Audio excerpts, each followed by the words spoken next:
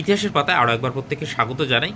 আপনারা প্রত্যেকেই জানেন যে ওবিসি মামলার একটা গুরুত্বপূর্ণ শুনানি সুপ্রিম কোর্টে ছিল। সুপ্রিম কোর্টের প্রধান বিচারপতির বেঞ্চে ইতিমধ্যে কিন্তু শুনানি শেষ হয়েছে এবং শুনানি শেষে মানে যে চলাকালীন যে সমস্ত বক্তব্য উঠেছে তার থেকে মানে কি আমরা বুঝতে পারছি, এবং অর্ডার কপি কিন্তু এখনও আসেনি, পরিষ্কার বলে দিই। অর্ডার কপি আসলে আরও বিষয়টা পরিষ্কার হয়ে যাবে।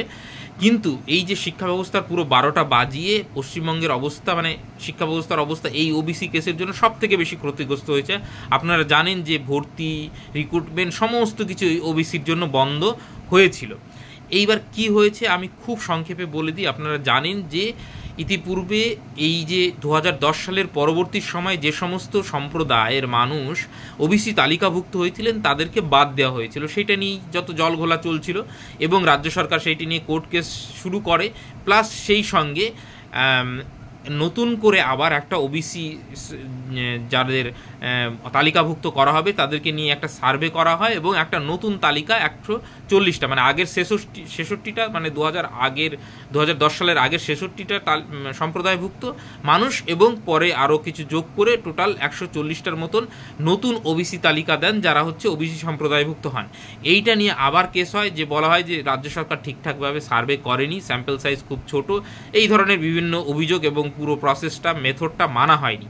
তো এইটার জন্য কিন্তু কলকাতা হাইকোর্ট কিন্তু এই যে নতুন যে তালিকা সেইটার ওপর স্টে দেয়।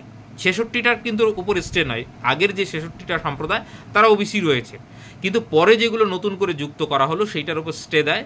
সেইটাকে চ্যালেঞ্জ করে আবার রাজ্য সরকার সুপ্রিম কোর্টে যায়, আর আজকে সেইটারই শুনানি ছিল এবং রাজ্য সরকারের যে তালিকা সেটাই আপাতত কিন্তু মানে বৈধতা পেল। কেন বৈধতা পেল? এই যে হাইকোর্ট যে স্টে দিয়েছিল এই রাজ্য সরকারের তালিকার ওপর, সেইটার ওপর আবার স্টে কে দিল? Supreme court. মানে এই হাইকোর্টের যে স্টেটা ছিল সেইটাকে আপাতত থামিয়ে দিল। তার মানে কি, এখন যেটা লিগালি দাঁড়ালো 140টা ওবিসি তালিকাভুক্ত মানুষই ওবিসি সম্প্রদায়ভুক্ত এবং ওবিসির সুবিধা পাবে, বোঝা গেল। অতএব আপাতত ভর্তি প্রক্রিয়া বা রিক্রুটমেন্ট প্রসেস কোনো কিছু করতেই আর মানে বাধা রইল না। আগেও বাধা ছিল না, এখন 140টা নিয়েই কিন্তু রাজ্য সরকার এগোতে পারবে।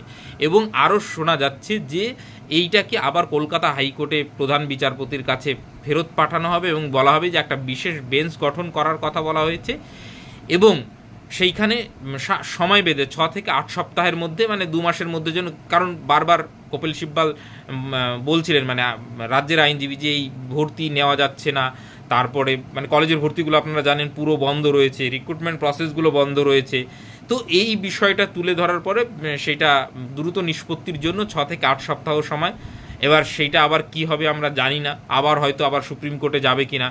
তো এইটা আপাতত হয়েছে, আপাতত প্রসেসগুলো চলবে এবং যারা এসএসসি দিচ্ছেন তাদের ক্ষেত্রেও একটা মানে ভালো ব্যাপার, যে যারা বলছিলেন যে এডিট অপশন কবে আসবে, ইতিমধ্যেই কিন্তু ওবিসি যেহেতু মিটে গেল, অতএব সবাই ওবিসি তালিকাভুক্ত মানে সুবিধা পাচ্ছেন, অতএব এবার কিন্তু এডিট অপশন দিতে পারে মেবি। তো যদি কোনো আপডেট আসলে আমি গ্রুপে জানিয়ে দেবো। আমাদের সঙ্গে যুক্ত হতে চাইলে কমেন্ট সেকশনে লিঙ্ক দেওয়া থাকলো। আপাতত সকলকে অসংখ্য ধন্যবাদ।